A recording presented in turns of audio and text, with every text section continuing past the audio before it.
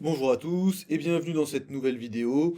Donc, alors toujours pareil, avant de commencer, si vous voulez me rejoindre sur Instagram, je vous ai mis mon compte juste là. Si vous voulez me rejoindre sur TikTok, je vous ai mis mon compte juste là, ici aussi. Donc aujourd'hui, le but, ça va être je vais vous expliquer en fait trois études plutôt récentes qui sont sorties et qui vont servir en fait de mise à jour pour certaines vidéos que j'ai déjà sorties auparavant.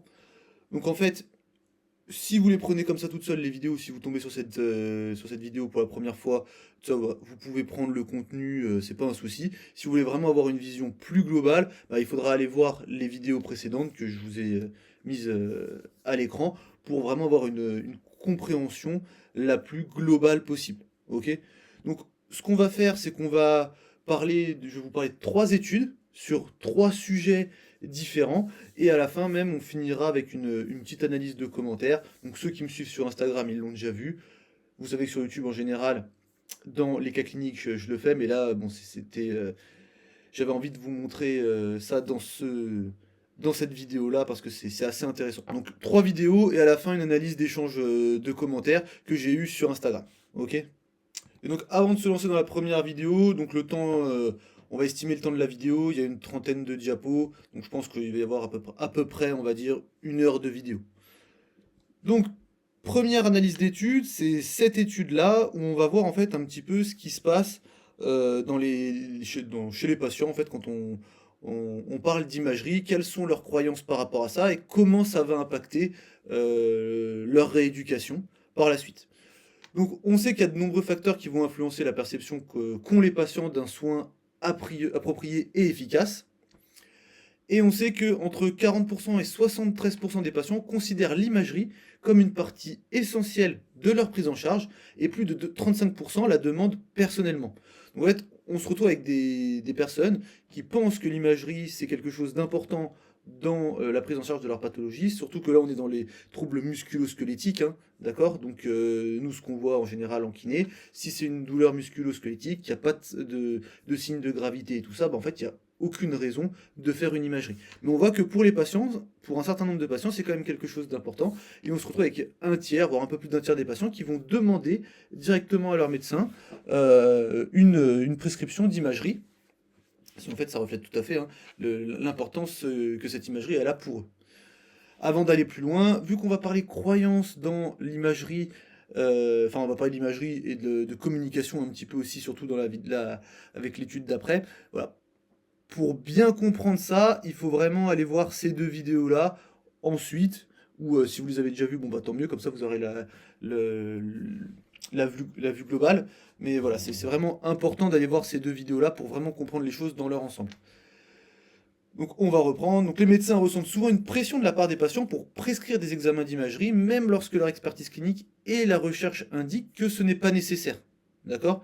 Dans les cas où les diagnostics préoccupants peuvent être exclus autrement et où un diagnostic différentiel peut être établi sans recours à l'imagerie, les examens inutiles peuvent en réalité causer des préjudices, notamment par la découverte de résultats fortuits menant à des procédures inutiles.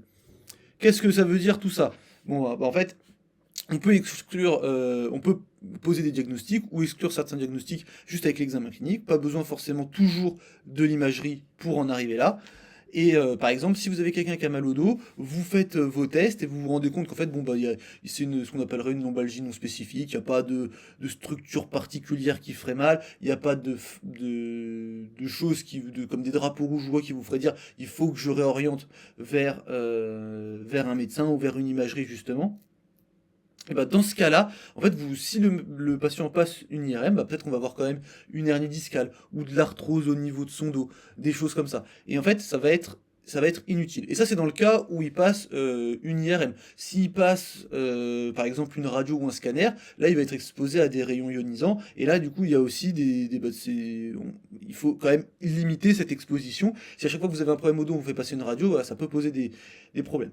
Ok, donc lorsque l'imagerie n'est pas cliniquement indiquée, elle modifie rarement le plan de traitement. C'est ça qu'il faut savoir, hein, c'est que en fait faire une imagerie pour voir qu'il y a de l'arthrose au niveau lombaire par exemple, bah, est-ce que ça va changer le traitement par rapport à vraiment s'il n'y avait pas eu s'il n'y avait pas eu d'arthrose au niveau lombaire, sachant que l'examen clinique, si on prend un examen clinique qui serait similaire, bon bah voilà, peut-être pas forcément d'intérêt. Donc c'est pour ça que si on peut limiter le recours à l'imagerie, bah, il faut le limiter, surtout qu'on voit dans cette vidéo-là comment l'imagerie, en fait, elle peut même avoir un impact négatif, et vraiment, bah, c'est comme j'ai mis dans le titre ici, ça peut fabriquer des malades, d'accord?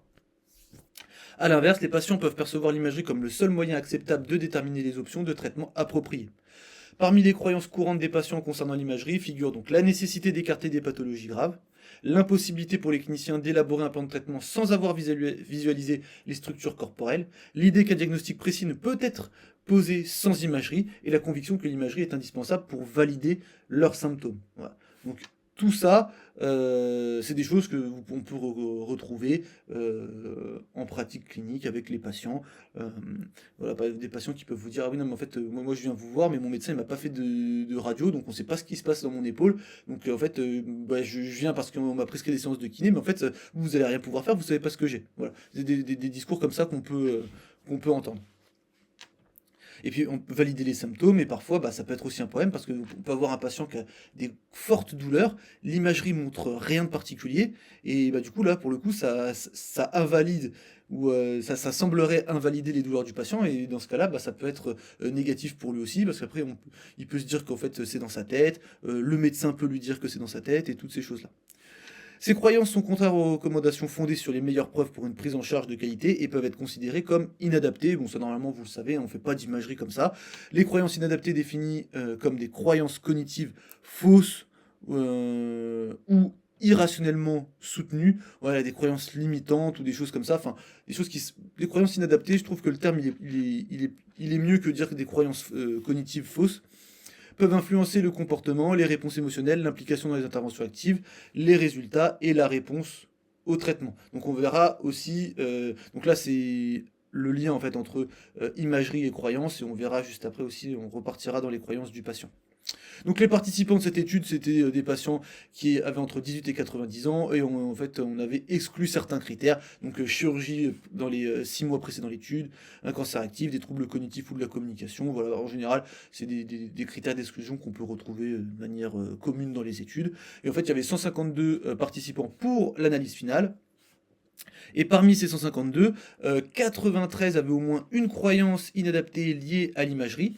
Parmi ces 93, un tiers étaient des hommes, la majorité était de race blanche, avec un âge moyen de environ 56,65 ans. Sur les 93 participants, 16 avaient une croyance inadaptée, 21 en avaient 2, 24 en avaient 3 et 32 en avaient 4.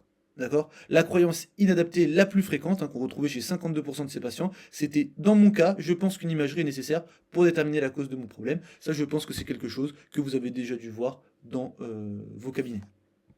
Au moins une croyance inadaptée était présente chez la majorité de la cohorte, 61,2%. Chaque croyance montrait une corrélation significative mais faible avec l'interférence de la douleur, et une corrélation négative avec la fonction physique, bien que ces associations soient faibles. Donc voilà, il y a un lien entre les deux. L'association, elle est faible, mais elle existe.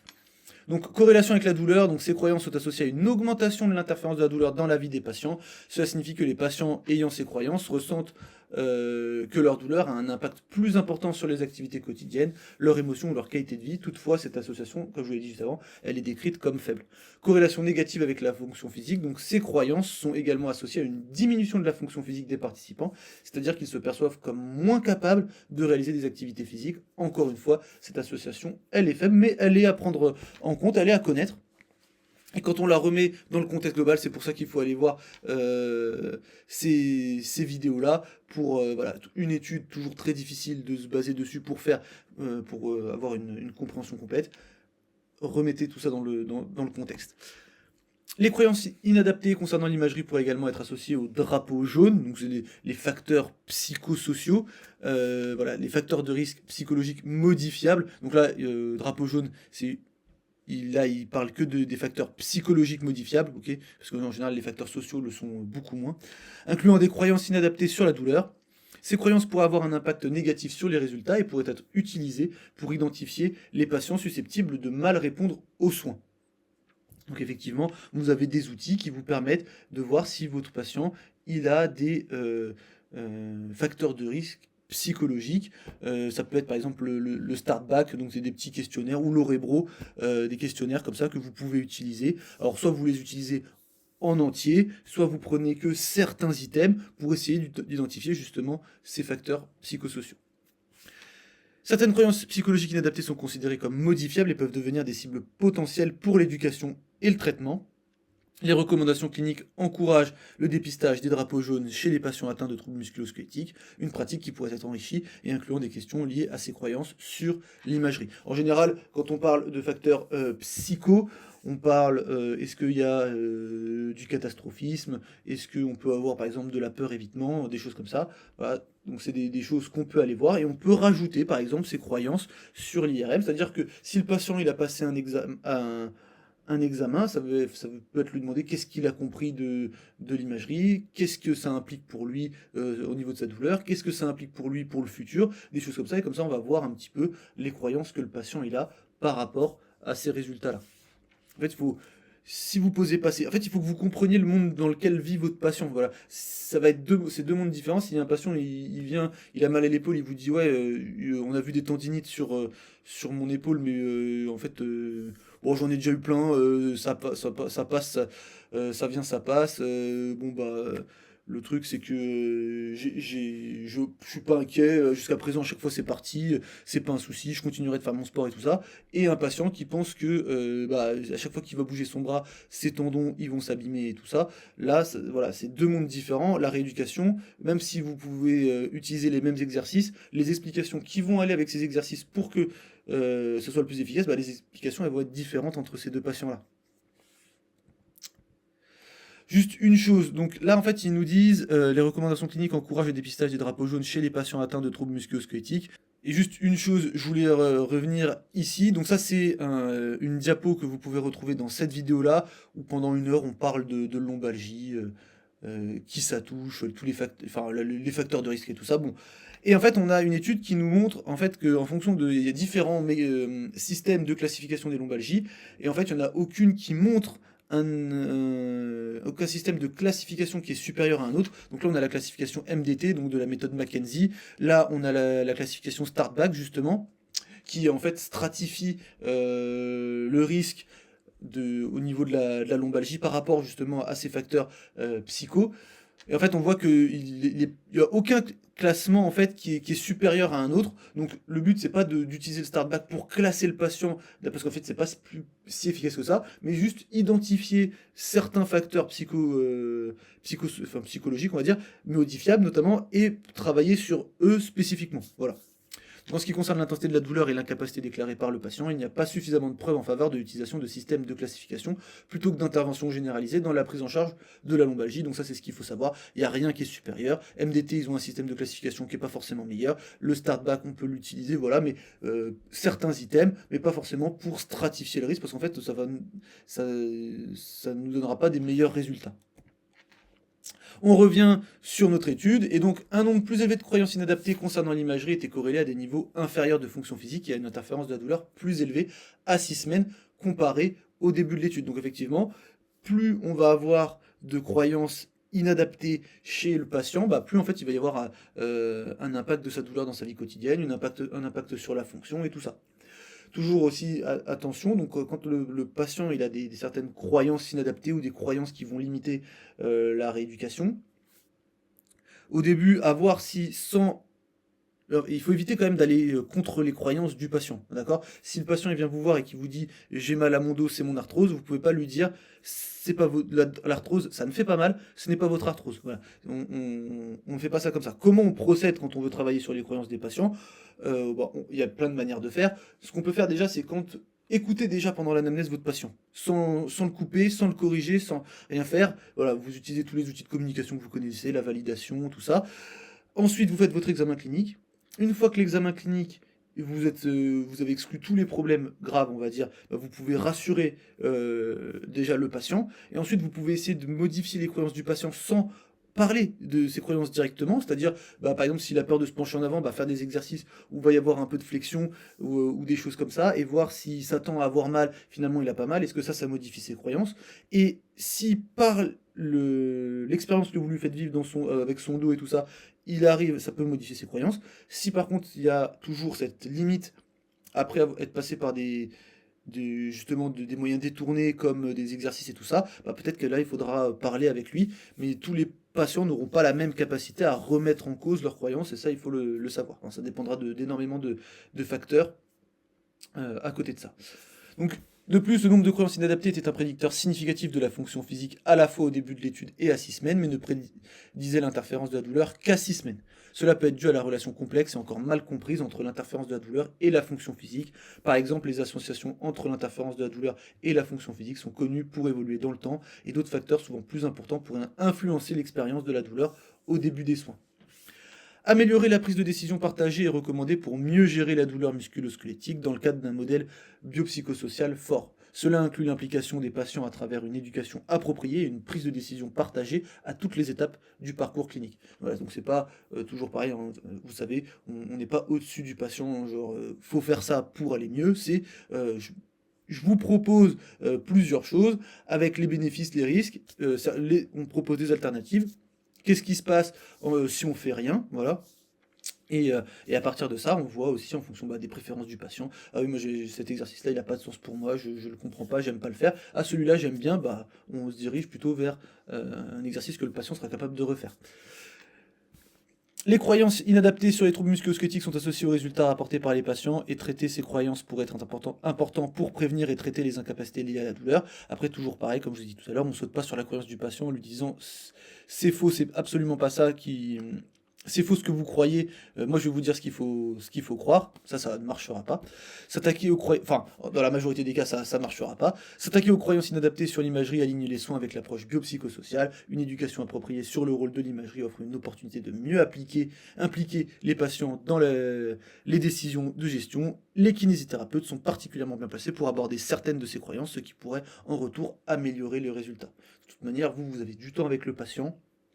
Donc profitez justement de ce temps pour explorer un petit peu les croyances, voir les cibler, et après voir comment travailler dessus. Est-ce qu'on travaille dessus de manière détournée? Est-ce que c'est beaucoup trop limitant? On essaie de parler avec le patient et de voir si on peut changer ça, d'où ça vient, et tout ça.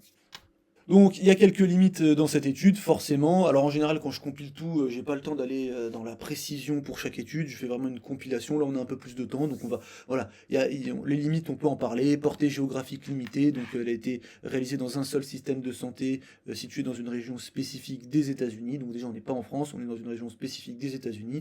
Donc on peut pas généraliser tout ça à d'autres contextes ou d'autres régions. Mais quand on regarde la littérature de manière générale, effectivement, on sait quel impact ça peut avoir l'imagerie, on sait quel impact ça peut avoir les croyances sur la rééducation des patients, on sait aussi que les kinésithérapeutes sont pourvoyeurs de, même les professionnels de santé de manière générale, sont pourvoyeurs de croyances inadaptées chez les patients. Il y a vraiment un progrès à faire là-dessus. Non-validation complète du questionnaire, bien que les questions sur les croyances inadaptées concernant l'imagerie aient été élaborées à partir de concepts déjà rapportés dans la littérature, le questionnaire utilisé dans l'étude n'est pas un outil validé. D'autres questions potentiellement plus fiables pourraient exister. Changement des croyances non mesurées, nous ne savons pas si les croyances inadaptées évoluent au fil du temps ou ce qui peut influencer ces changements. L'étude n'a pas pu contrôler les variations des traitements qui auraient pu répondre adéquatement à ces croyances au cours des soins prodigués aux patients. Les croyances inadaptées liées à l'imagerie avaient des corrélations significatives, bien que faibles, avec l'interférence de la douleur et la fonction physique. Le nombre de croyances inadaptées prédisait une interférence de la douleur plus élevée à 6 semaines et une fonction physique plus basse au début de l'étude et à 6 semaines.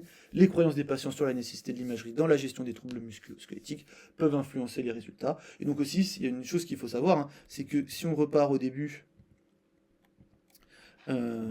ici, et que le patient pense qu'il y a une impossibilité pour le clinicien d'élaborer un plan de traitement sans avoir visualisé les structures corporelles, l'idée que le diagnostic il ne peut être posé sans imagerie, que l'imagerie est indispensable, ça, il faut aussi s'interroger d'où ça vient. C'est pas les patients qui se sont dit non mais il faut qu'on voit à l'intérieur de moi ce qui se passe pour qu'on puisse comprendre. C'est peut-être que le système de soins basé pendant longtemps sur un modèle biomédical où il fallait être capable d'identifier la structure qui fait mal et tout ça, ça a influencé en fait peut-être la population, et que maintenant en fait on doit faire détricoter en fait tout ce modèle biomédical pour réussir à instaurer vraiment même chez les professionnels de santé déjà et ensuite dans la population générale chez les patients le modèle biopsychosocial.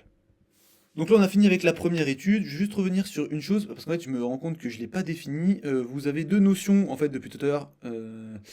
Vous avez, tac, tac, la fonction physique plus basse. En fait, donc ça, on va dire, ça, c'est une diminution, en général plutôt une objective de la fonction, donc en fait des activités, d'accord, une personne qui va faire moins et tout ça. Et l'interférence de la douleur, en fait, c'est une mesure un peu plus subjective de à quel point la douleur, elle va impacter dans les activités du quotidien. Voilà, donc c'est deux notions distinctes. Alors, la fonction physique plus basse, ça en général vous savez ce que c'est. L'interférence de la douleur, peut-être que vous ne saviez pas et je ne l'ai pas défini, donc voilà, je vous le donne. Euh, si pour vous c'était pas clair. Ensuite, on va passer sur cette étude-là, et là on va repartir dans les croyances des patients. Donc c'est vraiment pour ça que je vais le redire, mais allez vraiment voir ces deux vidéos-là, hein. Là on parle de l'imagerie et comment ça fabrique des malades, et là on parle de la communication, et justement les croyances, comment on les met dans la tête des patients et tout ça. Donc, dans cette étude, on a des patients qui sont atteints de lombalgie non spécifique, et en fait, on se rend compte qu'ils adoptent souvent des stratégies comportementales qui vont être inadaptées pour protéger leur région lombaire. Et peut-être que ces stratégies comportementales inadaptées sont issues de croyances inadaptées. Et donc, les croyances des patients ont une influence importante sur la gestion clinique de la lombalgie, et les professionnels de santé doivent être prêts à les aborder. Le modèle biopsychosocial holistique peut être une approche raisonnable pour prendre en charge les patients souffrant de lombalgie non spécifique. Alors, je crois que c'était même des lombalgies non spécifiques chroniques, hein, dans cette étude. Ouais, c'est ce qui est marqué là. Voilà. Le diagnostic clinique basé sur le modèle biopsychosocial intègre généralement une approche centrée sur le patient et peut gérer la nature multifactorielle de la lombalgie chronique. En revanche, les professionnels de santé ayant une orientation biomédicale plus marquée tendent à favoriser des niveaux élevés de croyances d'évitement liées à la peur chez leurs patients. Donc ça c'est hyper important. En fait, si vous êtes un patient qui utilise le modèle biomédical pour expliquer les douleurs aux patients, vous allez favoriser des niveaux élevés de croyances d'évitement. Ça va être lié à la peur, donc on peut avoir de la peur évitement. On peut entretenir ou façonner des stratégies comportementales inadaptées chez le patient qui vont faire qu'il va avoir une lombalgie en fait qui peut persister. Si c'est inadapté, ça peut ne pas être favorable au fait que la lombalgie passe, hein. Les croyances des patients sur l'état de santé, leur diagnostic et même les options de traitement jouent un rôle fondamental dans la gestion clinique, l'adhésion au traitement et le pronostic. Okay, donc ça joue sur tout le processus de soins, d'accord, gestion clinique, l'adhésion au traitement, le pronostic et tout ça. Donc voilà, ça a façonné la rééducation. Cependant, il existe encore une lacune dans la littérature concernant l'influence des perceptions des patients sur leur diagnostic clinique en ce qui concerne la gravité de leur expérience douloureuse et leurs activités quotidiennes. Donc l'objectif de cette étude, c'était d'identifier les perceptions des patients atteints de lombalgie non spécifique chronique concernant l'influence de leur diagnostic clinique sur la douleur, les croyances et les activités de la vie quotidienne. Une petite chose avant de passer à la suite, toujours vous, quand vous avez un patient avec une lombalgie chronique ou de la douleur persistante, vous, avant de vous dire que c'est forcément ses croyances et que c'est des comportements maladaptatifs, pas adaptés, des croyances inadaptées et tout ça, une chose, un conseil que je vous donne, c'est essayer de voir si vous n'êtes pas passé à côté d'un diagnostic euh, euh, d'une potentielle pathologie grave, on va dire, qui pourrait déclencher des douleurs et qui serait passé au travers des différents filtres médecins, kinés et tout ça. Voilà. Donc on a 70 patients dans cette étude qui souffrent de lombalgie chronique non spécifique. Tous devaient signaler une douleur dans la région située entre la 12e côte et le pli fessier, donc des douleurs lombaires on va dire, avec ou sans douleur non radiculaire à la jambe en tant que principale plainte liée à la douleur. Donc tout d'abord, chaque patient a reçu un diagnostic clinique, structurel, patho-anatomique, donc là on est dans le modèle biomédical, de lombalgie, établi par un orthopédiste et un kinésithérapeute expérimenté dans l'application des lignes directrices de tridiagnostic recommandées pour la lombalgie. Dans l'application des lignes directrices de tri-diagnostic recommandées pour la lombalgie, a confirmé le diagnostic possible de lombalgie non spécifique chronique. Si le diagnostic de lombalgie non spécifique chronique était confirmé et que le participant remplissait tous les critères d'inclusion, il était inclus dans l'étude. Et ensuite, on a les critères d'exclusion qui sont toujours les mêmes, hein, donc c'est patients qui présentent des troubles, des drapeaux rouges en fait, hein, fracture, cancer, syndrome de la queue de cheval, troubles neurologiques progressifs, hein, comme par exemple une hernie discale qui comprime une racine de manière progressive, maladie inflammatoire, donc ça peut être spondylite axiale, infection de la colonne vertébrale, grossesse, bon, toutes ces choses-là. Cadre de l'interview, donc c'était un cadre semi-structuré et ça durait environ entre 15 et 30 minutes par patient. caractéristiques des patients. Donc on a un total de 70 participants qui a été inclus dans l'étude.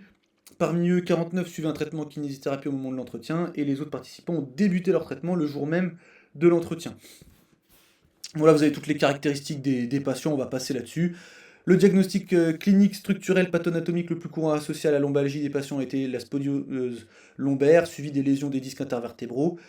Il y avait également une forte prévalence de troubles psychologiques autodéclarés, dépression, troubles paniques et anxiété. Ce qu'il faut savoir, c'est que les troubles psychologiques dans la population, en fait, c'est pas rare, d'accord? Alors, j'ai plus les données en tête, j'en parlerai dans une autre vidéo si je les ai. Et quand on prend la population qui n'a pas de douleur, c'est pas quelque chose de rare, hein, ça touche quand même du monde. Et quand on rentre en plus dans une population qui a des douleurs, là, le taux augmente fortement, d'accord? Donc c'est normal qu'on retrouve des patients avec des troubles psychologiques dans la cohorte. Au total, 13 patients ont reçu un diagnostic, 26 ont reçu 2 diagnostics, 31 ont reçu 3 diagnostics, ou plus depuis leur premier épisode de lombalgie. Un total de 44 patients a reçu des conseils d'un professionnel de santé, parmi eux 41 ont reçu des conseils d'évitement de mouvement.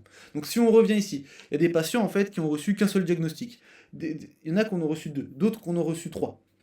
En fait, on voit bien que si on se place notamment dans un contexte de modèle biomédical, bah, en fait, à chaque fois qu'on va avoir une imagerie ou certains tests qui sont peu fiables ou des choses comme ça, bah, on peut dire c'est cette structure-là qui fait mal, c'est cette structure-là, c'est cette structure-là, et en fait ça va s'additionner au fur et à mesure du temps. Même si on prend une personne à un certain âge et qu'on la laisse évoluer, vieillir, bah en fait au début il y aura peut-être que un peu d'arthrose, puis à la fin bah, il y aura ou les disques qui vont poser problème, puis à la fin il y aura les disques et l'arthrose, puis à la fin il y aura les disques, l'arthrose, une spondylose, enfin voilà, tout un tas de choses comme ça. Et on a parmi 44 personnes qui ont reçu des conseils d'un professionnel de santé, 41 ont reçu des conseils d'évitement de mouvement. Ok, donc vous vous rappelez, après on peut retomber dans des choses de peur-évitement. Je vais juste dire une chose, en fait après ça dépend comment c'est géré et comment c'est dit ça. Il y a une différence entre votre patient il a mal au dos et vous lui dites il faut absolument plus vous pencher en avant parce qu'à chaque fois que vous vous penchez en avant, votre disque il part en arrière comprimer vos nerfs et il faut arrêter de faire ça. Donc là vous allez avoir un patient qui va se dire il faut pas que je me penche en avant et ça va être de manière définitive. Si vous lui dites à chaque fois que vous vous penchez en avant, par exemple le patient il a une sciatique, à chaque fois que vous vous penchez en avant, en ce moment votre nerf il est un petit peu sensible donc du coup vous tirez dessus. Donc ce que je vous propose de faire, pendant une période qui va être temporaire, c'est de moins tirer sur votre nerf, et donc on va identifier un petit peu les mouvements dans la journée où vous pouvez tirer dessus, puis on va trouver des variantes à faire, et puis dès que ça ira mieux, bah, on remettra ces mouvements qui sont douloureux, donc on va prendre la flexion lombaire par exemple, on refera de la flexion lombaire pour réhabituer votre dos à en faire. Et là, en fait, on a évité, on a donné des conseils d'évitement de mouvement dans les deux cas, mais dans la tête du patient, ça n'a rien à voir. Il y en a un, il va avoir peur toute sa vie de se pencher en avant, l'autre, il va se dire, ok, pour le moment, c'est sensible, je laisse un peu tranquille, et après, du coup, je pourrais refaire ça. Et donc lui, il sait déjà que plus tard, il pourra refaire. Donc, sûrement moins de peur, plus d'explications, voilà. La douleur a une explication multifactorielle dans la dimension physique, donc les participants ont rapporté plusieurs facteurs possibles pour expliquer leur lombalgie. Tous les éléments mentionnés étaient étroitement liés à des dommages structurels, donc ça c'est pareil, on est encore dans le modèle biomédical. Donc on a vu l'imagerie juste avant, là les croyances de la structure qui fait mal. Les participants considéraient uniquement la dimension physique de la douleur comme une explication à leur lombalgie non spécifique chronique. Le changement structurel est étroitement lié à la douleur. Les participants ont souvent interprété leur douleur comme étant liée à la dégénérescence vertébrale observée dans leur colonne. Ils croyaient également que l'intensité de la douleur dépendait du nombre d'anomalies détectées par imagerie et de la durée des symptômes. Donc en fait, l'intensité de la... plus on a mal, plus on a d'anomalies, plus on a mal. En gros, voilà. Hein. Donc si vous avez un disque sur l'imagerie qui va pas bien, bon bah vous allez avoir mal. Si vous avez deux disques, vous allez avoir plus mal, et ainsi de suite. Si en plus vous avez de l'arthrose, vous allez avoir encore plus mal, alors qu'en vrai, c'est absolument pas comme ça que ça se passe. Hein. Il y a toujours vraiment cette décorrélation radioclinique, enfin toujours, de manière régulière, on va dire, dans les troubles musculo-squelettiques, on a une décorrélation radioclinique. Si vous ressentez, enfin pas une décorrélation, ça serait pas précis de dire ça, mais en gros on n'a pas forcément un lien de causalité direct et une augmentation proportionnelle de la douleur liée au nombre de changements, voilà, c'est pas tout à fait comme ça que ça se passe. Hein. Si vous ressentez beaucoup de douleur, il faut chercher un traitement parce que la blessure est déjà avancée. Je pense que plus vous ressentez de douleur, plus la tension dans vos muscles est importante. Ces petits coussins qui s'usent, certains viennent avec un bec de perroquet qui provoque la fameuse hernie discale. Donc là, en fait, ça, c'est un des interviewés qui a dit ça. Et donc là, donc on voit le lien direct entre la douleur et la blessure. Plus la tension dans vos muscles est importante, et ce petit coussin qui s'use, ok, viennent avec des becs de perroquet. Ça, c'est des petits coussins, c'est des mots, moi je pense, hein, qu'on peut retrouver de la part de professionnels de santé, hein, pour parler des disques. Vous savez, ces petits coussins qui amortissent tout ça, bah, le vôtre il marche plus, il est tout usé.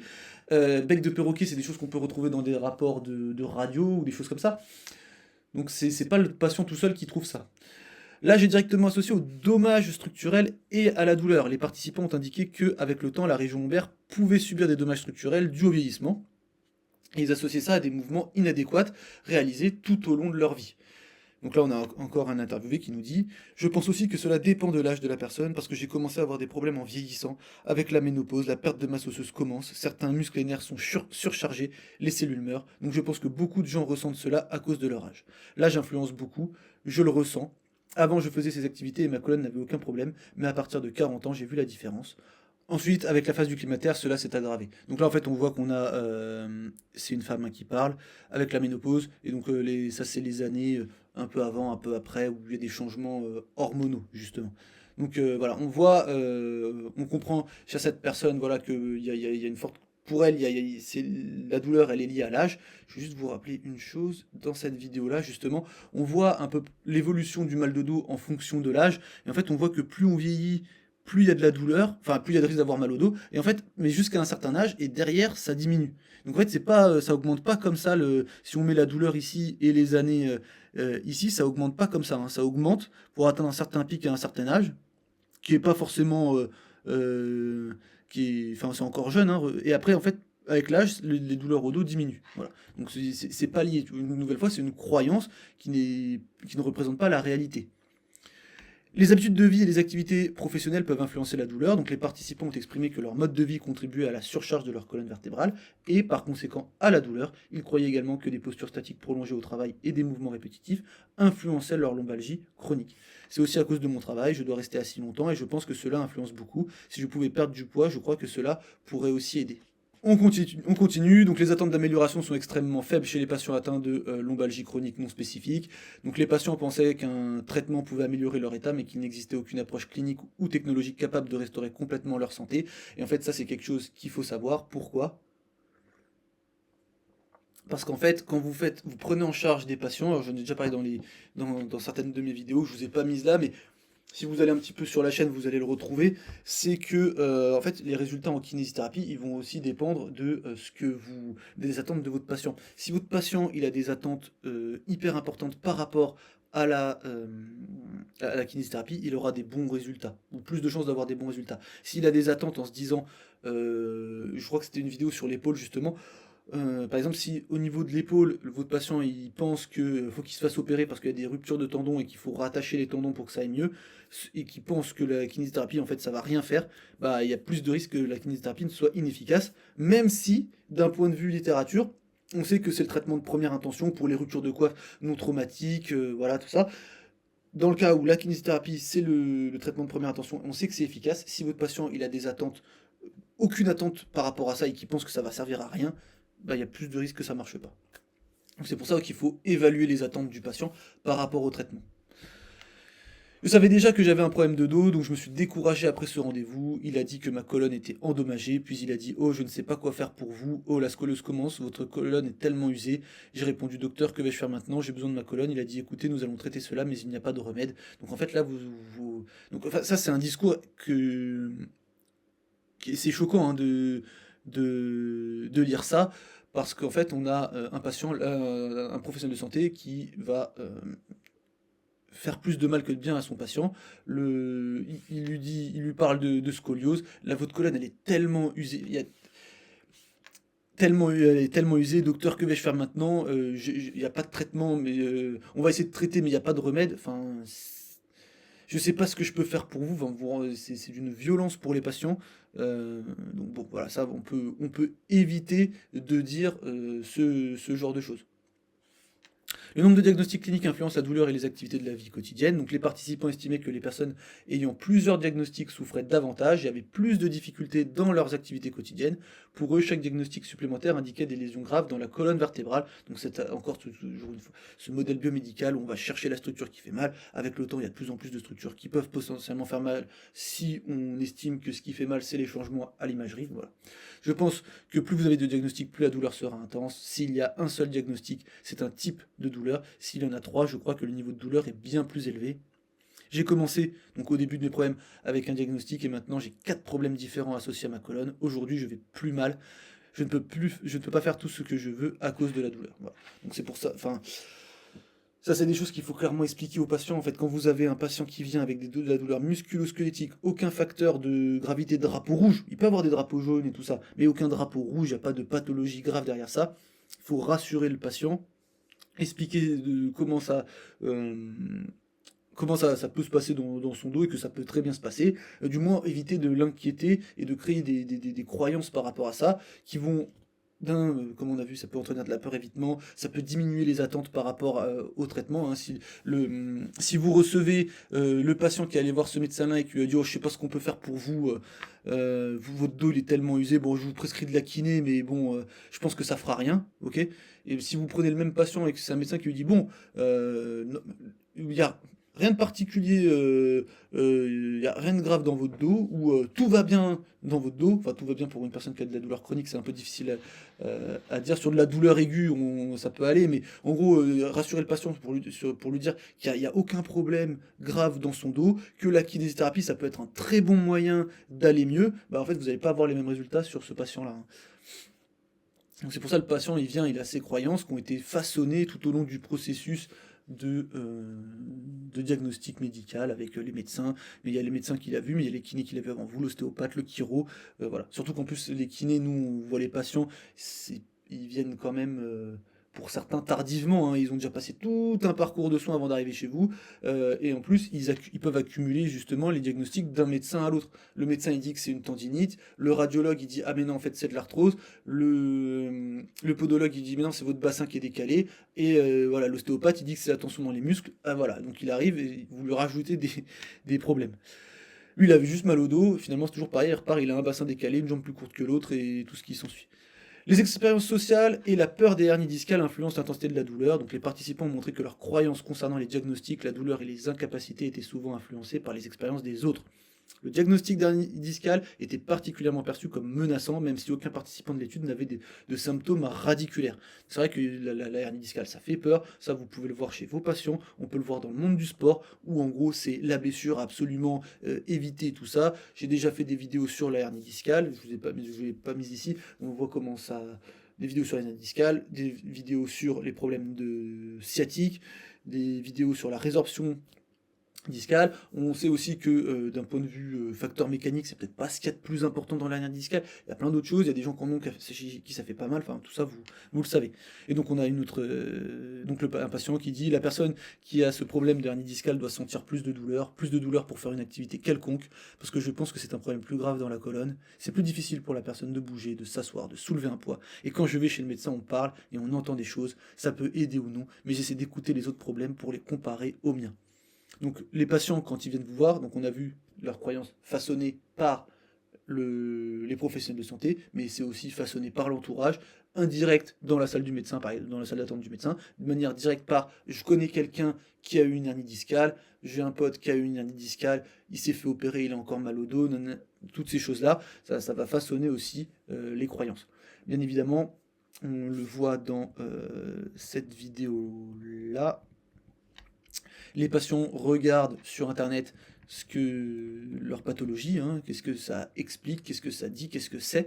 Et en fait, dans la plupart des cas, on va tomber sur des sites qui ne sont pas à jour avec justement ce modèle biomédical de la douleur. Et ce qui est problématique, c'est que l'essentiel des sites sur lesquels tombent les patients, ce sont des sites qui sont tenus par des professionnels de santé. Donc les professionnels de santé façonnent de manière directe quand ils voient les patients, mais de manière indirecte avec leur site. C'est de manière... Voilà, leur site peut influencer aussi les patients. Donc toujours pareil, est-ce que en tant que professionnel de santé, on pourrait éviter de faire pire que rien, d'accord? Parce que le but c'est d'aider les gens à aller mieux, mais si on est neutre par rapport à ça, en fait, des fois, on est meilleur que ceux qui fabriquent les malades. Voilà. Le diagnostic clinique est extrêmement valorisé par les patients. Les participants s'attendaient à recevoir un diagnostic précis et une explication sur la cause de leur douleur. Ils considéraient qu'un diagnostic clinique était essentiel pour réussir le traitement. L'absence de diagnostic était source d'appréhension et de peur de ne pas savoir ce qui ne va pas. Quand j'ai reçu le diagnostic, j'ai pu commencer un traitement correct et éviter certains mouvements qui pourraient me causer plus de douleur. Quand vous n'avez pas de diagnostic, vous n'avez pas d'explication réelle pour vos symptômes et vous pouvez faire des mouvements qui causent des problèmes à votre colonne. Sachant qu'en fait, c'est quand même assez rare, si on prend un problème de dos, tout ça, qu'un mouvement, même qui reproduit la douleur, euh, lèse de plus en plus les tissus, d'accord? C'est pas parce qu'on fait un mouvement et que ce mouvement nous fait mal qu'on use quelque chose. Hein. C'est pas parce que je me penche en avant que ça me fait mal au dos que j'use mon disque. C'est pas parce que je lève mon bras et que j'ai mal à l'épaule que j'use mes tendons. Voilà, c'est des choses qui, parfois, mais comme je vous dis, parfois en fait, ça peut être une bonne chose d'aller se confronter à la douleur. Voilà, si on est complètement désadapté à un mouvement et qu'on a peur et tout ça, qu'on a peur par anticipation, bah, peut-être se réexposer graduellement à la douleur, ça peut être une bonne chose. Parfois, il vaut mieux éviter. Quand c'est le cas, par exemple, d'un nerf qui est très sensible, chaque fois qu'on va tirer dessus, il va se resensibiliser. Bah, peut-être que là, du coup, on va éviter le mouvement pendant un certain temps pour pouvoir on retirera dessus plus tard. On fera des mouvements qui, au début, on évite complètement de tirer dessus, et puis après, on fera des mouvements et on se redirigera vers des mouvements qu'on faisait avant, où on pouvait se permettre de tirer un petit peu plus sur les nerfs et tout ça. Mais d'un côté, éviter, ça peut être une bonne chose, de manière temporaire, et d'un autre côté, se réexposer, ça peut être une bonne chose. Donc il n'y a pas de règle précise, mais là, on voit qu'il y a des liens qui sont faits entre plus il y a des changements dans le dos, plus ça fait mal, plus ça fait mal, plus j'abîme, et ces choses-là. Qui sont, en fait, on sait que c'est pas vrai. Et voilà, on a un autre interviewé qui nous dit: ma douleur peut durer éternellement, car la spondylosis lombaire n'a pas de remède.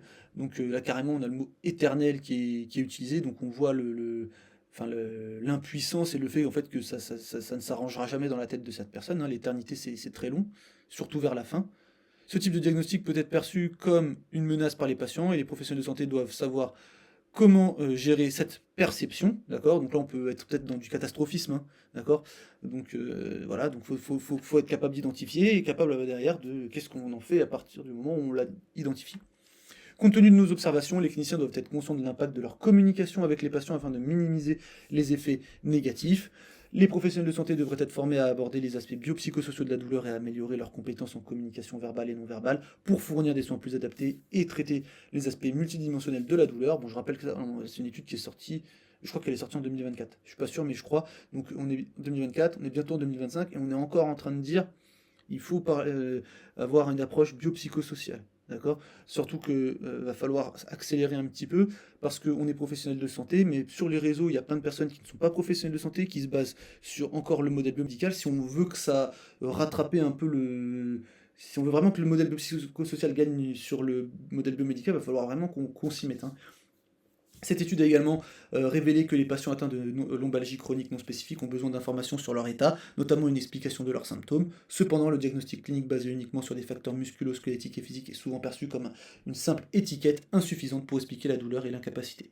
Les patients devraient également comprendre que des composantes sociales et comportementales peuvent être impliquées dans leurs conditions, et les professionnels de santé doivent être capables d'offrir des soins centrés sur le patient. On revient sur ces soins centrés sur le patient qui étaient utilisés dans l'étude, les termes qui étaient utilisés dans l'étude juste avant.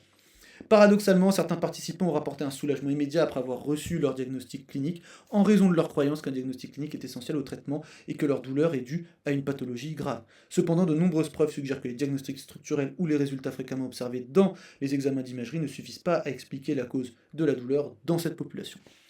Donc, je vais juste revenir là-dessus. En fait, ça, il y a des patients, effectivement, quand vous leur donnez un diagnostic biomédical précis, ça va aller mieux parce qu'ils vont avoir l'impression que vous avez donné la cause de leur douleur. Et derrière, même avoir on sait le modèle biomédical, il est en général moins bon et il peut créer des malades. Mais en fait, je parlais de ça dans une vidéo, mais je ne me rappelle plus laquelle non plus. Mais en fait, mais là, on vous le redit, il y a des patients chez qui, en fait, ça peut aider d'avoir des explications uniquement biomédicales et tout ça, chez certains, ça marche. D'accord? Bon, après, c'est peut-être pas la majorité. Et en plus, vu tous les effets secondaires que ça peut avoir, après.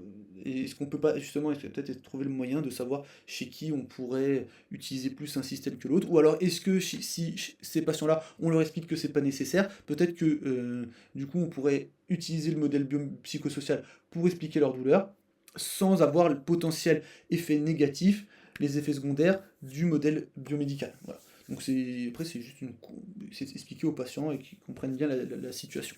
L'influence des diagnostics cliniques sur les croyances des patients atteints de lombalgie chronique non spécifique et peu explorée dans la littérature. Et cette étude, en fait, elle visait à combler ces lacunes en soulignant la nécessité de mieux comprendre comment les diagnostics cliniques peuvent impacter ces patients. Les résultats attirent l'attention sur l'importance de réfléchir à l'approche initiale et au discours des professionnels de santé, car cela peut générer un effet nocebo et influencer les croyances des patients. C'est exactement ce que je vous disais depuis tout à l'heure. Là, ça a été résumé en une phrase. Conclusion, donc cette étude elle a permis d'identifier comment les patients perçoivent l'influence de leur diagnostic sur leur douleur et sur leurs activités quotidiennes. De plus, les croyances des patients montrent qu'ils attribuent des causes majoritairement physiques à leur douleur, sans prendre en compte la nature multifactorielle de la lombalgie chronique, non spécifique. Les patients avaient de faibles attentes quant à l'amélioration de leur état et accordaient une grande importance à recevoir un diagnostic clinique. Il est important de noter que les patients pensent que l'intensité de la douleur dépend du nombre de résultats d'imagerie ainsi que de la durée des symptômes. Donc plus ça fait longtemps que vous avez mal, plus vous risquez d'avoir, plus la douleur elle va augmenter en fait, hein.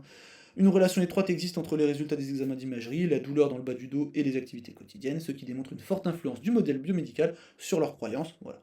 Donc ici, je vous remets les deux vidéos qui sont vraiment. En fait, si ces études-là, je les avais eues au moment de parler de ces vidéos-là, je les aurais mises dedans. L'avantage là, c'est que ça nous permet d'aller un peu plus en profondeur dans ces études. Et ici, on voit en fait comment nommer une pathologie, ça peut influencer le traitement, notamment sur les problèmes d'épaule.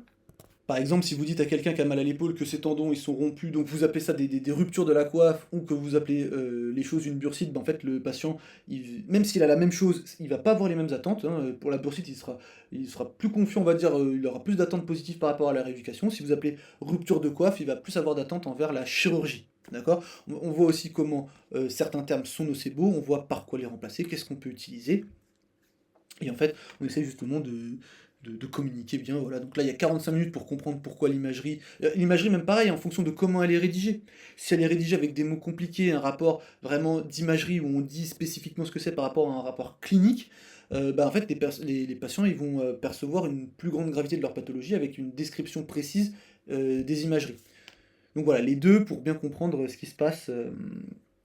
En fait, juste pour apprendre à bien communiquer avec le patient et à comprendre ce qui peut se passer dans la tête d'un patient avec les imageries. Limitation, donc compte tenu de la portée et du design de l'étude qui porte sur les croyances des patients, il convient d'être prudent lorsqu'il s'agit de conclure que le diagnostic clinique peut influencer l'intensité de la douleur et la réalisation des activités quotidiennes chez les patients atteints de lombalgie chronique non spécifique. Cela implique que les résultats de l'étude sont basés sur des perceptions et des croyances subjectives des patients et non des mesures cliniques objectives.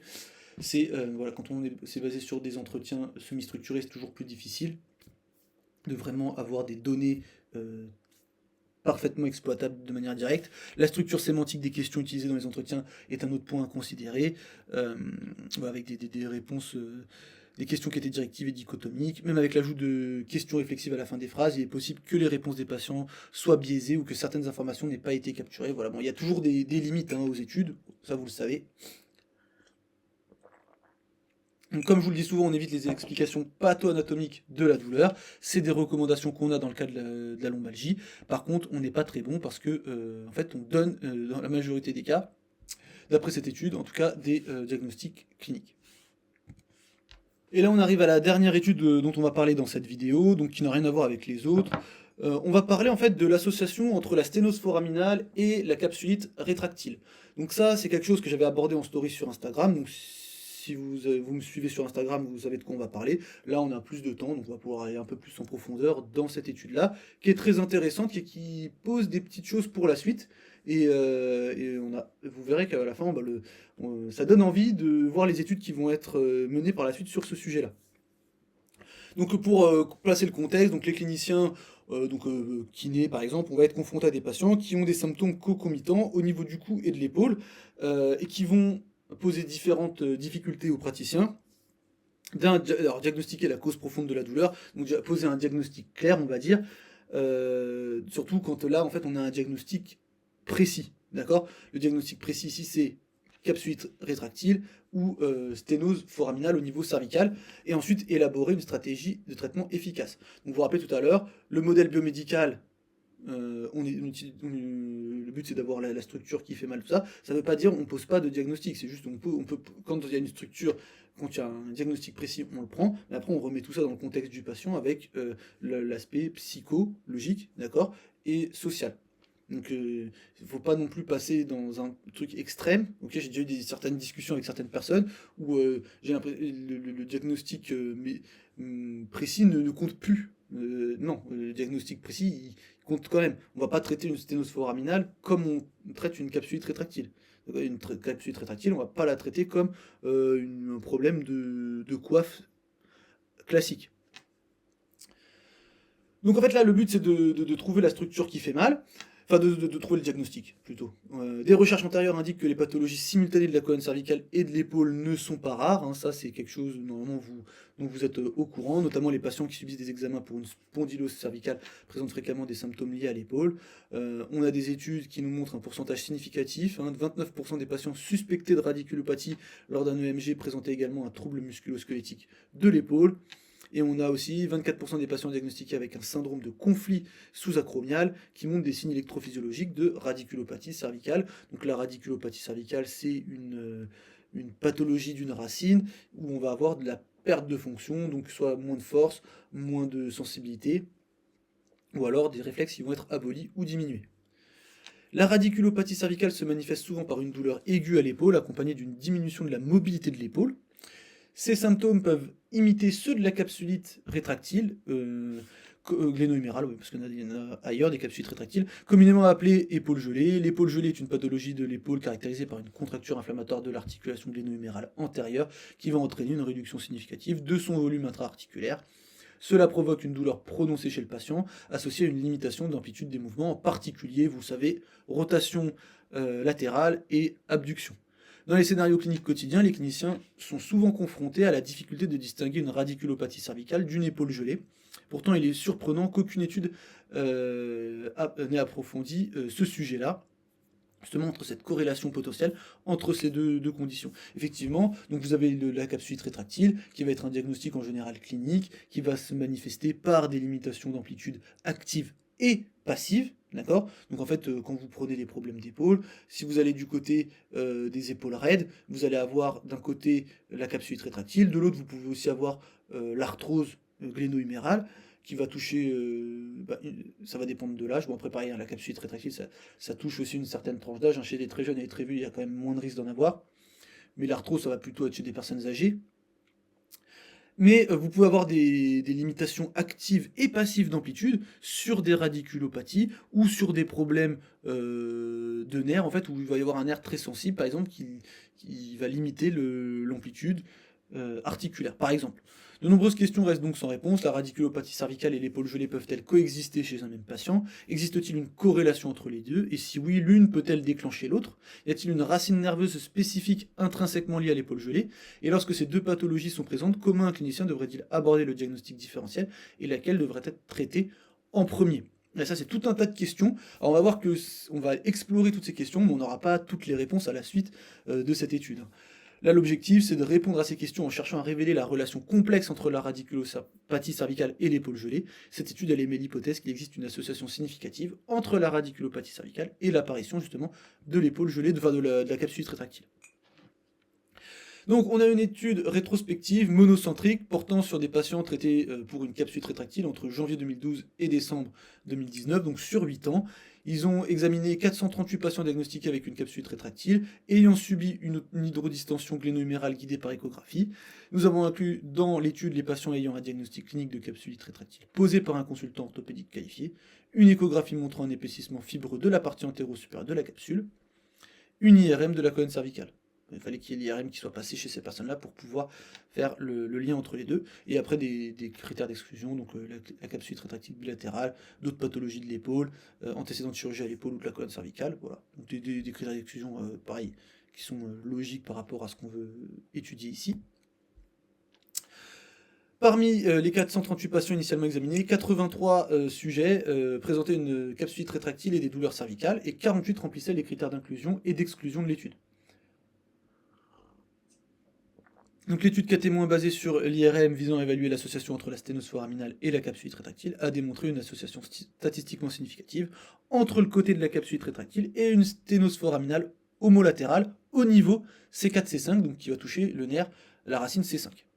Globalement, les chances de présenter une sténose foraminale du côté de la capsule rétractile étaient 2 fois plus élevées que celles de présenter une sténose foraminale du côté témoin, bien que cette différence n'ait pas atteint, c'était pas une différence statistiquement significative. Une sténose foraminale homolatérale à la capsule rétractile a été identifiée dans 57,3% des cas, une sténose bilatérale dans 29,1% des cas, aucune sténose foraminale dans 11,5% et une sténose C5 contralatérale à la capsule rétractile dans 2% des cas qui ont été évalués dans cette étude. Les résultats statistiques mettent en évidence une association significative entre la sténose foraminale au niveau de la racine nerveuse C5 et la capsule rétractile. En fait, ils ont regardé si tous les étages pouvaient correspondre à une radiculopathie, tous les étages nerveux pouvaient correspondre, étaient associés à une capsule rétractile. En fait, il y a surtout un étage, donc c'est celui qu'on voit là, donc association significative entre la sténose foraminale au niveau de la racine nerveuse C5 et la capsule rétractile, avec des implications cliniques susceptibles d'influencer profondément les stratégies actuelles de diagnostic et de traitement. Cette corrélation souligne l'importance d'une évaluation approfondie de la colonne cervicale chez les patients qui présentent un diagnostic différentiel de capsule rétractile, en particulier pour identifier une radiculopathie C5 comme potentiel contributeur à leurs symptômes d'épaule. Aucune corrélation significative n'a été trouvée au niveau C3, C4, C5, C6 et C6, C7. Donc on est vraiment sur, nous, l'étage C4, C5 avec cette racine C5. L'absence de corrélation significative à ces niveaux pourrait être attribuée à la moindre implication de ces racines nerveuses dans l'innervation de l'épaule, rendant donc leur contribution improbable à une présentation de capsulite rétractile. Là, vous avez les résultats en termes de sténose, voilà, homolatérale, contralatérale, pas de sténose, sténose bilatérale. Ok, hop. Donc parmi les patients étudiés, 78% présentaient des douleurs cervicales du même côté que la capsule rétractile, 44% ressentaient une douleur irradiante distalement vers l'épaule, 24% montraient une atrophie du muscle des deltoïdes et ou de la coiffe des rotateurs homolatéraux à la capsule rétractile. 12% avaient des signes de dénervation aux études de conduction nerveuse, tandis qu'une IRM de l'épaule confirmant une capsule rétractile avait été obtenue chez 42%. 84% ont eu au moins une consultation avec un chirurgien de la colonne vertébrale pour leurs symptômes cervicaux, bon ça ok. 23 patients, donc ça fait 48% ont bénéficié d'une intervention ciblant une racine nerveuse. Donc la racine C5 dans 44% des cas, donc avec soit des infiltrations, d'accord, au niveau de la racine, et sinon des dissectomies. Et la racine C6 dans 4% des cas avec des infiltrations notamment. Tous les patients traités par chirurgie ont rapporté une amélioration significative des symptômes d'épaule et de la région cervicale lors du suivi. Donc ça c'est assez intéressant, ça veut dire que les patients qui avaient leur sténose au niveau du cou, quand ils ont été pris en charge de manière chirurgicale au niveau du rachis cervical, il y a eu une amélioration. Et il y a un cas illustratif, voilà, il arrive ici, cas illustratif, donc là on a une patiente de 55 ans qui s'est présentée avec 3 mois de douleur sévère à l'épaule gauche et une diminution de la mobilité, et elle a été diagnostiquée comme une capsulite rétractile en phase de gel, en phase de... Donc la phase où c'est raide quoi. Malgré une réponse modérée à la kinésithérapie et à l'hydrodistension guidée par échographie, elle présentait une douleur persistante avec une réduction de la rotation externe de l'épaule, de l'abduction et une atrophie visible du deltoïde. La patiente elle a été adressée à un chirurgien de la colonne vertébrale pour une évaluation et des recommandations de traitement. L'IRM de la colonne cervicale a révélé une sténose significative du foramen gauche au niveau de C4-C5, donc la racine dont on parlait tout à l'heure, la racine C5. Une dissectomie cervicale antérieure avec fusion au niveau C4-C5 a été réalisée pour décomprimer la racine C5. Les résultats post-chirurgicaux ont été favorables avec un soulagement significatif des douleurs de l'épaule rapportées rapidement après l'intervention. Donc là, en fait, on a une patiente qui s'est améliorée par la prise en charge en fait, au niveau cervical de manière chirurgicale. On peut se poser des questions. Est-ce que les diagnostics ont bien été posés? Donc, capsule rétractile versus est-ce qu'il y avait eu un bilan de la fonction neurologique qui avait été fait. Peut-être que s'il n'avait pas été fait, le fait de le faire, ça aurait pu identifier cette radiculopathie. Et après, là, la patiente, elle a été opérée. Est-ce que on peut pas proposer, dans ce cas-là, une fois qu'on a identifié la sténose, peut-être des séances de kinésithérapie. Bon là, ils ont opéré de manière directe. Là, c'est pas une étude qui s'adresse directement pour les kinés. Nous, on est un peu exclu du processus ici, mais pourquoi pas? Vous avez votre patient, vous faites votre examen clinique, et en fait vous pouvez savoir s'il y a une radiculopathie à partir du moment où vous avez de la perte de fonction sur vos nerfs. Donc l'étude trouve une corrélation significative entre la sténose foraminale au niveau C5 et les patients qui ont une capsulite rétractile, confirmée par échographie, présentant des symptômes au niveau de l'épaule et du cou. La radiculopathie C5 pourrait être un facteur de risque du capsulite rétractile secondaire qu'on appellerait neurogène. L'innervation principale de la ceinture scapulaire provient des racines nerveuses C5. En particulier, l'intervalle des rotateurs est innervé par des branches des nerfs axillaires, suprascapulaires et pectorales latérales. Nous proposons deux hypothèses concernant la corrélation causale entre ces deux conditions. Donc, bien évidemment, c'est les auteurs. En fait, il y a plusieurs hypothèses. La première, la deuxième, et même on en verra d'autres ensuite. Donc première hypothèse, une radiculopathie C5 qui se présente classiquement avec une douleur à l'épaule peut entraîner une immobilisation prolongée de l'épaule, et c'est un facteur de risque bien connu pour le développement du capsulite rétractile. Une fois les symptômes cervicaux atténués, les symptômes de la capsulite rétractile peuvent persister après la disparition des douleurs radiculaires. Par ailleurs, la radiculopathie C5 peut provoquer une dénervation des muscles entourant la ceinture scapulaire, entraînant une perte de mouvement et par la suite une capsulite rétractile. Une étude sur les capsules rétractiles survenant après une dissectomie cervicale antérieure a montré que cette affection est fréquente après une dissectomie au niveau C4-C5. Les auteurs ont également supposé que la dénervation et ou l'immobilité de l'épaule après chirurgie pouvait en être la cause. Donc on a cette première hypothèse pour expliquer donc, le lien entre les deux. On en a une deuxième. Donc on aurait une cascade neuro-inflammatoire qui pourrait se produire, dans laquelle la compression proximale des nerfs sensitifs entraîne une libération de neuropeptides sensitifs dans les régions innervées donc par ce nerf, favorisant la vasodilatation et l'inflammation, et qui va prédisposer au processus de la capsulite rétractile. La radiculopathie C5 pourrait donc entraîner la libération de médiateurs inflammatoires dans l'intervalle des rotateurs, et il est intéressant de noter que la capsulite rétractile est plus fréquente du côté gauche, alors que dans la population de l'étude, c'était surtout des patients qui étaient touchés du côté droit. Une pathophysiologie neuro-inflammatoire pourrait expliquer cette prédominance à droite. Donc voilà, on a des hypothèses, donc là avec notamment le fait que l'immobilité par exemple, là on serait sur une hypothèse de neuro-inflammatoire. On a d'autres hypothèses, donc on a une théorie concurrente qui pourrait être que la relation entre radiculopathie cervicale et capsulite rétractile n'est pas causale, mais peut-être coïncidentielle en raison de facteurs démographiques ou de styles de vie communs qui vont prédisposer les individus aux deux conditions. Par exemple, certaines professions ou activités peuvent augmenter le risque d'une atteinte cervicale et le risque d'une atteinte de l'épaule, entraînant une corrélation qui n'est pas causale entre les deux affections. Donc pour le moment, de toute façon, il est trop tôt pour dire quoi que ce soit. On a vu, c'est une étude rétrospective, monocentrique, c'est le début, il y a des limites, on les verra juste après. Et donc en fait, si on vient sur la théorie concurrente avec une relation qui n'est pas une corrélation qui n'est pas causale, on a une autre possibilité, c'est qu'on a une troisième condition sous-jacente, comme un trouble inflammatoire ou endocrinien systémique. Alors à un moment, vous commencez à savoir de quoi je vais parler, donc qui pourrait contribuer indépendamment à la dégénérescence de la colonne cervicale et à la pathologie, aux pathologies de l'épaule. Et on parle là, bien évidemment, de diabète ou de troubles thyroïdiens, parce que dès qu'on sait que les patients qui ont des troubles diabétiques, par exemple, enfin du diabète, ils ont plus de risques d'avoir une capsule rétractile, et aussi, ils ont en général plus de risques d'avoir des problèmes de nerfs. Donc diabète et troubles thyroïdiens sont connus pour être associés à des modifications dégénératives du système musculo-squelettique et à des pathologies articulaires, y compris la capsulite rétractile. Ces conditions pourraient également influencer la santé de la colonne cervicale, suggérant un lien systémique pathophysiologique commun plutôt qu'une relation causale directe. Donc c'est juste pas l'un qui entraîne l'autre ou quoi que ce soit, c'est qu'il y a quelque chose en plus qui peut augmenter le risque de l'un et de l'autre. Et donc du coup c'est pas l'un qui cause l'autre, c'est qu'il y a un troisième facteur qui... c'est autre chose en fait qui crée cette association. Approche diagnostique. Donc, comment un chirurgien de la colonne vertébrale devrait-il aborder le diagnostic différentiel entre une radiculopathie C5 et une capsulite rétractile? On va se servir de la réponse à cette question-là pour les chirurgiens, pour nous essayer de dégager qu'est-ce que nous on pourrait faire. Donc, bien que la capsulite rétractile soit principalement un diagnostic clinique, elle constitue également un diagnostic d'exclusion.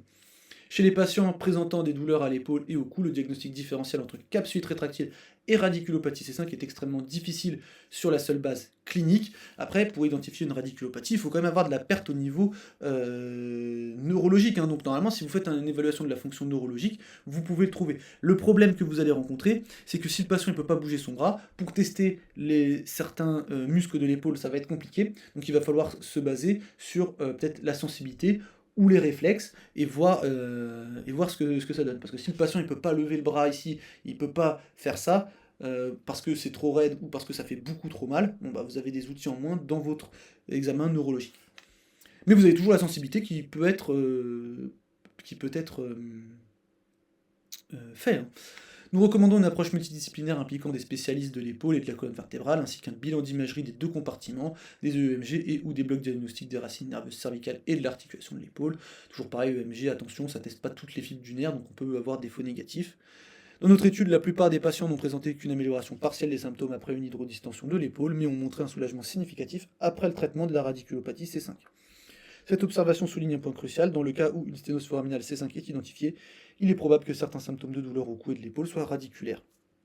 Ces symptômes devraient donc être traités activement, surtout s'ils persistent. Et aussi, ce qu'il faut savoir, c'est que, bon, je ne vous l'ai pas mis là, mais quand on a des patients qui ont des capsulites rétractiles, ils peuvent déclarer des douleurs qui descendent, hein.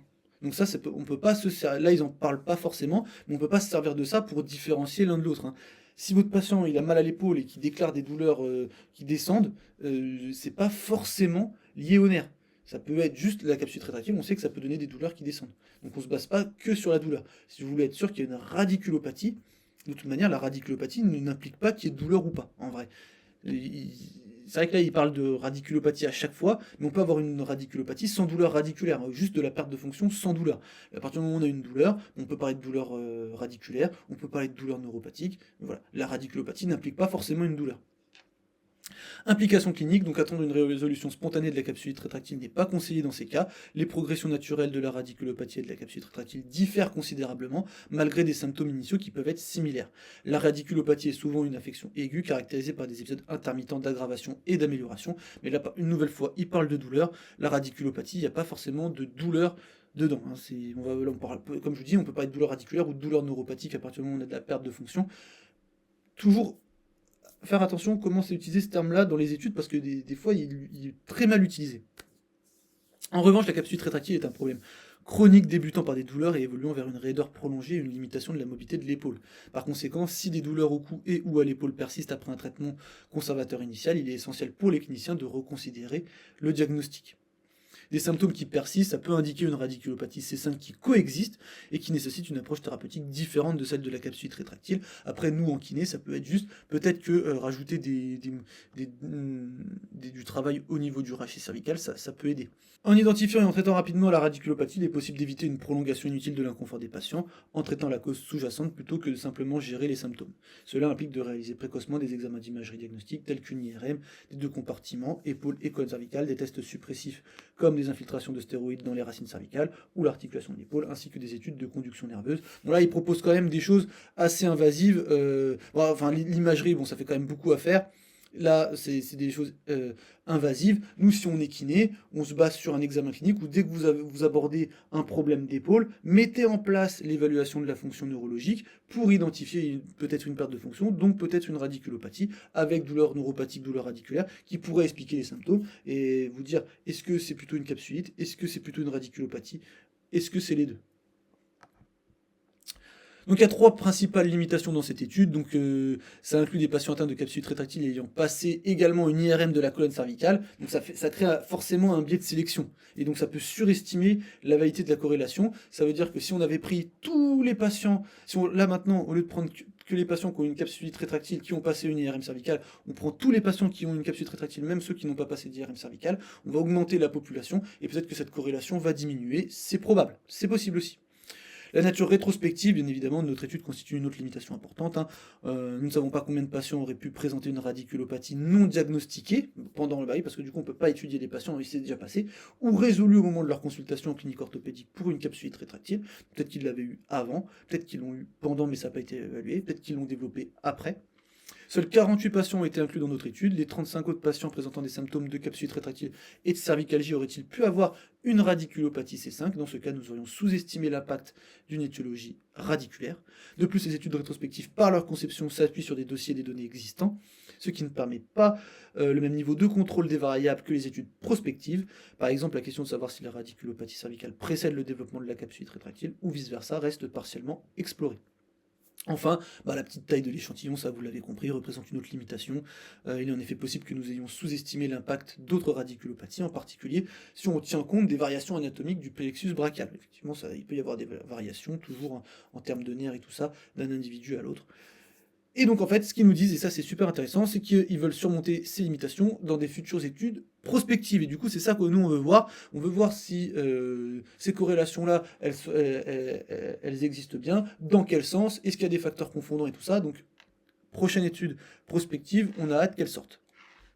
Conclusion de cette étude, donc nous avons identifié une association entre la sténose foraminale C5 et la capsuite rétractile chez un sous-groupe de patients traités par hydrodistension glénomérale ayant bénéficié d'une IRM cervicale pour des symptômes cervicaux. Donc ce qu'on pourrait dire là, c'est que même s'il y avait une corrélation, on pourrait faire cette corrélation que chez les personnes qui ont une capsuite rétractile avec des douleurs cervicales. Voilà. Nous émettons l'hypothèse qu'une cervicobrachialgie... Je vais recommencer. Nous émettons l'hypothèse qu'une cervicobrachialgie C5 constitue un facteur de risque de capsuite rétractile neurogène secondaire. Donc voilà, le chirurgien de la colonne vertébrale doit être conscient qu'une radiculopathie C5 et une capsuite rétractive peuvent coexister au moment de la présentation et que le diagnostic différentiel clinique peut être extrêmement complexe. Une approche multidisciplinaire impliquant des chirurgiens spécialisés dans l'épaule et la colonne vertébrale, ainsi que l'utilisation d'examens diagnostiques tels que l'IRM, l'échographie, EMG, tout ça peut faciliter un diagnostic définitif. Si vous voulez aller plus loin, vous avez toutes ces vidéos-là qui sont en rapport avec la dernière étude, justement. Si vous voulez comprendre si radiculopathie, douleur radiculaire, douleur neuropathique, si c'est pas clair pour vous tout ça, ce que j'ai abordé à la fin, vous avez ces deux vidéos-là. Donc c'est des cours, voilà, ça dure 1h15, et vous avez vraiment toutes les bases neurophysio, neuropatho, même, des problèmes de nerfs, vraiment à comprendre, c'est vraiment très simple, et ensuite vous avez des applications au niveau du canal carpien, et là vous avez une application en fait, application pardon, au niveau de tout ce qui est hernie, nerf sciatique et tout ça. Voilà. Donc, ça c'est vraiment la base à connaître, et après on voit comment ça se passe dans un canal carpien, et comment ça se passe dans un problème de sciatique. Et ensuite si vous voulez aller pareil, comprendre un petit peu plus les problèmes d'épaule, là vous avez une vidéo sur le conflit sous-acromial, là c'est un debunk sur le conflit sous-acromial, et là les dyskinésies scapulaires. Donc là, on va s'arrêter là pour... alors, pour ceux qui veulent s'arrêter, après nous on va faire une analyse de commentaires, donc si vous n'avez pas envie de la voir, vous pouvez quitter maintenant, et on se dit à la prochaine. Et pour les autres, on reste et on va faire l'analyse de commentaires. Et là, on va analyser des commentaires que j'ai eus sur Instagram. Donc, juste pour placer le contexte, en fait, c'est des personnes qui vendent des formations sur l'utilisation de réflexes archaïques et qui ont fait un reel sur Instagram où ils montrent un enfant, où ils précisent bien que l'enfant, il a un TDAH. Et ensuite, ils montrent un test qui ne serait pas optimal. Ils font un exercice issu de leur banque d'exercices qu'ils présentent en formation. Et derrière, l'enfant présente une réponse normale. Et en fait, du coup, j'ai voulu savoir un petit peu ce que ça voulait dire. Donc en fait, il y a un ostéopathe qui a demandé en fait l'intérêt de faire ça sur les réseaux. Et il y a eu une réponse qui disait de ces personnes-là que c'est étonnant de la part d'un ostéopathe de poser des questions comme ça parce que tout est critiquable en gros. Donc vu que l'ostéopathie c'est critiquable, faudrait pas les critiquer. Donc c'est la question que j'ai posée. Moi j'ai dit, j'ai pas bien compris, le fait que tout soit critiquable fait qu'on ne peut pas critiquer ce que vous faites, ou alors ça légitime le fait d'avoir des prétentions thérapeutiques en ce qui concerne les enfants atteints de TDAH. Donc en fait, donc c'était une question un petit peu taquine pour susciter le débat, et parce que c'est très problématique quand même, parce que toute pratique est critiquable, hein, que ce soit l'ostéopathie ou la kinésithérapie, donc à partir du moment où on vous dit, ah oui mais vu que tout est critiquable, donc je fais ce que je veux. C'est un petit peu ça le discours que j'ai compris, donc ça me posait ça me posait un petit peu problème. Donc avec ce genre de réflexion, en fait, on critique plus rien. Et donc, moi, c'est pas un monde dans lequel j'ai envie de vivre, celui où on critique rien. Par contre, j'ai bien compris que ces personnes-là voulaient vivre dans ce monde où on pouvait ne pas critiquer, donc où on ne devait pas critiquer, on monte n'importe quoi sur les réseaux, on dit n'importe quoi, et on ne devrait pas être critiqué. Donc, bien sûr qu'on peut critiquer ce qu'on fait, donc ça c'est la réponse que j'ai eue, mais il faut être ouvert quand on s'attaque à une pratique, ce qui veut dire s'intéresser au cerveau, à la neuroanatomie et aux études faites dans ces domaines, ce qui est rarement le cas malheureusement. Donc, ça, c'est quelque chose que vous allez retrouver souvent. Quand vous allez critiquer, on va vous dire d'avoir l'esprit ouvert. Donc c'est pour ça que moi je vous mets cette citation que je trouve très bien, c'est que avoir l'esprit ouvert, c'est pas avoir, ce n'est pas, je vais faire la citation correcte. Avoir l'esprit ouvert n'est pas l'avoir béant à toutes les sottises. Donc c'est vraiment quelque chose que vous allez retrouver dans tous les discours qui sont en rapport avec des prétentions thérapeutiques infondées. C'est ce côté, faut être ouvert d'esprit. Je veux bien être ouvert d'esprit, donc c'est ce que j'ai répondu. Si je demande en quoi les modifications à la fin de la vidéo ont une pertinence clinique, est-ce que je suis ouvert? Voilà. En plus de ça, on a une espèce de ce qu'on appelle de RBL, donc Random Bullshit Language, où en fait on utilise des mots issus de la science, hein, un peu pompeux, le cerveau, la neuroanatomie, les études faites dans ces domaines. On utilise aussi du vocabulaire issu de la science, donc qui est qu'on sait que c'est quelque chose qui nous permet d'avoir des bonnes connaissances pour fonder son discours et pour justifier sa pratique. Donc ensuite, je te laisse lire les études que nous avons mis en story. En recherchant toutes les études des auteurs cités, tu auras largement plus que ce que tu demandes en réponse.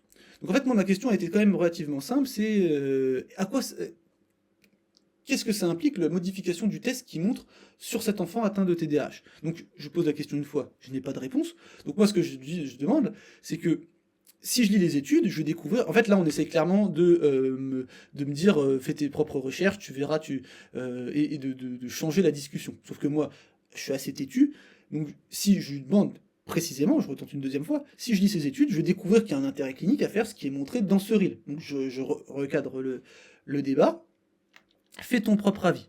En fait, là ça c'est pareil, c'est une question que vous allez voir toujours pareil dans les discours de personnes qui ont des pratiques thérapeutiques infondées, c'est de faire son propre avis. Mais en fait, c'est pas mon avis que je veux faire. Moi, en plus d'ailleurs, à ce moment-là, j'ai déjà un avis. Mais mon avis, on s'en fiche. Et son avis à lui, on s'en fiche. Moi, c'est qu'est-ce que tu affirmes que je veux savoir. On veut savoir à quoi ça sert de gratter le dos des enfants avec un stylo ou une brosse à dents. C'est ça qu'on veut savoir. Donc, les phrases fais tes propres recherches ou fais ton propre avis, pour moi, c'est des red flags dans le cas de personnes qui vous vendent des formations. Pourquoi? Parce que c'est quand même le minimum du respect quand on veut se former ou qu'on demande des sources, c'est normal. C'est normal qu'on nous donne. Je ne demande pas le cours complet, mais je demande juste d'avoir une ou deux références pour aller voir est-ce que l'étude est bien menée et tout ça. Fais ton propre avis, non mais en fait c'est toujours pareil, c'est moi je veux pas avoir un avis, même le tien en fait je m'en fiche de ton avis, je veux pas avoir ton avis à toi, je veux savoir ce que disent les faits. Voilà, c'est ça que qu'on veut savoir. Donc surtout qu'après ça balance plein d'études, et toujours pareil quand on regarde les études, surtout que des fois c'est quand même des choses qui sont associées au terme de performance et tout ça, c'est absolument pas étudié dans ce cadre-là. Donc moi ce que je veux c'est réflexe archaïque versus un groupe qui fait autre chose, ou on travaille d'un réflexe archaïque non intégré versus travail d'un réflexe archaïque intégré, voir quelle réponse on a, et tout ça. Bien évidemment, sur la performance, ça on n'a pas. Donc à la suite de ça, moi ce que je demande c'est, voilà, je veux pas avoir votre avis, moi je veux savoir ce que vous affirmez vous. Et donc j'ai une réponse, donc on n'affirme rien, on regarde la modulation de la boucle perception-action telle que décrite, nanana, on ne garantit jamais rien, on essaie d'accompagner au mieux les personnes qui viennent nous voir pour améliorer leur motricité ou optimiser leur performance quand ils sont athlètes. Je ne sais pas ce que tu attends comme réponse pour te satisfaire, car la mienne ne satisfera pas ta recherche de nous contredire. Donc là la personne en fait, qu'est-ce qu'elle fait? Donc elle nous dit qu'elle améliore la motricité, je ne sais pas ce que ça veut dire. On optimise les performances, comment vous optimisez les performances, comment vous savez que vous le faites? C'est pour ça que je dis qu'on n'a pas d'études encore sur le sujet, et voilà, par respect, on pourrait me donner une étude, on m'en donne pas. Je ne sais pas ce que tu attends, mais moi ce que j'attends, elle est quand même très très simple la question, hein. Elle est très très simple. À quoi ça sert? Voilà. Donc là, on nous répond vaguement quelque chose. Donc, toujours, on répond pas pourquoi on précise que la personne dans le reel, elle a un TDAH. On précise pas ce que ça fait le avant, le après. Qu'est-ce qu'on a amélioré? Pourquoi? Si on améliore la motricité, est-ce qu'il y avait vraiment besoin de préciser que le patient, il avait un TDAH? Voilà. Donc moi, j'explique que j'ai pas demandé ce que vous faites. Comment vous accompagnez, donc c'est-à-dire comment vous accompagnez les gens, ou si vous garantissez des résultats. De toute façon, personne ne peut garantir des résultats. Là, c'est des trucs tellement bateaux. Ce que je veux savoir, c'est est-ce que oui ou non la modulation de symptômes, montrée dans la vidéo, a un intérêt clinique. Donc là, je pose la question d'une manière fermée, où on a en fait la réponse, normalement une question de type fermé, c'est oui ou non. C'est très simple. Donc, parce que là, du coup, donc en fait, je reposais la question ici, j'ai toujours pas la réponse au bout de 4 fois. Donc, euh, donc la réponse que j'ai, c'est avoir un impact sur l'équilibre d'un enfant, ça n'a aucun sens selon toi. Donc là, en fait, on a deux choses, on a une espèce d'homme de paille, parce qu'en fait, à aucun moment, j'ai dit ça, hein, quand je pose cette question-là, à aucun moment je dis que travailler sur l'équilibre, c'est inutile, hein. Là, c'est homme de paille, et on a une espèce de ce qu'on appelle un hareng rouge, en fait, c'est comme vous êtes dans une discussion, dans un débat, vous êtes sur un sujet, et que la personne, elle part complètement sur autre chose. Ok, le mot équilibre n'a été cité à aucun moment, encore moins par moi, hein. Je n'ai absolument jamais utilisé ce mot-là. Et dans ce coup, on vous balance un rang rouge pour changer complètement les choses. Sauf que moi, je suis un petit peu, comme je vous dis, un petit peu têtu, un petit peu taquin. J'ai besoin d'aller jusqu'au bout. Donc, c'est réellement ce que vous avez compris de mon message précédent. Ce que je vois, c'est que j'ai posé plusieurs fois la même question, hein. J'ai même reformulé pour avoir une réponse par oui ou non, que j'ai eu aucune réponse. Et c'est ce que je dis en général, c'est que ne pas répondre à une question plusieurs fois de manière répétée, hein, en fait, on a déjà une réponse. C'est-à-dire que, en fait, soit ils ne savent pas, soit ils savent que ça sert à rien, mais en tout cas, ils ne nous donneront pas la réponse. Mais nous, on l'a, cette réponse. On a posé plusieurs fois la question et on n'a pas cette réponse. Mais bon, au bout de 4 fois à pas répondre, voilà, une question simple, on peut estimer qu'on a une réponse. Et on arrive à la fin de la discussion. Donc, en fait, on voit bien que c'est visé sur un objectif de nous contrer. Ça ne donne pas envie de discuter de base, car ta vision est étriquée. Je t'invite à venir nous rencontrer et on en discutera. Donc, vous vous rappelez l'ouverture d'esprit? Donc, en fait, j'ai à aucun moment contredit, si vous vous rendez bien, ce qu'ils ont fait. J'ai fait aucune affirmation. J'ai fait aucune affirmation, quasiment. Je veux savoir ce que vous affirmez. En fait, j'ai posé que des questions. Et a priori, poser des questions, c'est avoir un esprit étriqué. Donc voilà, en 2024, bientôt en 2025, quand vous avez quelqu'un qui vous vend des formations qui coûtent un certain prix, si vous posez des questions, vous avez un esprit étriqué et on t'invite à venir les rencontrer pour en discuter. Si je comprends bien, donc c'est ce que je dis, il faut être d'accord avec vous pour discuter, parce qu'en fait, si on pose des questions, on veut contrer ces personnes-là. Donc le monde dans lequel certains vivent, hein, donc c'est je veux raconter n'importe quoi, mais et je veux bien échanger, mais que si tout ça, dans le cadre, dans un paradigme où tu es d'accord avec moi. Voilà. C'est ça les réseaux sociaux pour certains en 2024. Donc bien évidemment, là, mon objectif quand je parlais avec cette personne-là, c'était pas de convaincre. Je convaincrai pas cette personne. De toute manière, cette personne-là fait son argent sur ça. Elle est je sais pas si elle si elle y croit vraiment, hein. De toute façon, on va plutôt partir du principe que cette personne-là croit ce qu'elle fait, alors qu'en fait, que c'est pas malveillant, malhonnête. Elle croit ce qu'elle fait, c'est juste qu'elle a aucune raison de croire, et qu'en fait, son système de pensée, il est éclaté et il lui permet pas de distinguer en fait les bonnes pratiques des mauvaises. Donc l'objectif, c'était pas de convaincre, c'était de donner aux personnes qui tomberaient sur les commentaires une idée de l'argumentaire fallacieux. Voilà, si vous posez des questions, vous lisez ça, vous voyez que les réponses, on répond pas aux questions, vous voyez qu'on essaye de changer la discussion et tout ça, donc vous vous dites, cette personne-là, je ne peux pas lui faire confiance pour payer sa formation. Malheureusement, en fait, cet enchaînement de commentaires, comme bien d'autres commentaires d'ailleurs qui remettaient en question ce qu'il disait, ça a été supprimé. Voilà. Solution bien plus simple. Donc j'ai gardé une trace, j'en ai parlé en story, je voulais en parler en vidéo YouTube. Faites attention à ces personnes-là. Donc voilà, on va faire très simple. Les personnes qui vous proposent de travailler les réflexes archaïques pour améliorer des pathologies chez des personnes qui n'ont pas de troubles vraiment spécifiques, hein, ou dans le cas d'amélioration des performances, ça n'a aucun intérêt. Gardez votre argent. Ok. Donc cette vidéo-là est finie, on a fait quand même, on a parlé pas mal, hein. Je pense qu'on a peut-être dépassé l'heure du coup. J'espère qu'elle vous a plu, hein, les 3 études pour se mettre à jour. Allez voir les vidéos que je vous ai conseillées pour avoir cette vision globale dont je vous parlais. J'espère que cette analyse de commentaires vous a plu aussi, et puis on se dit à la prochaine. Salut.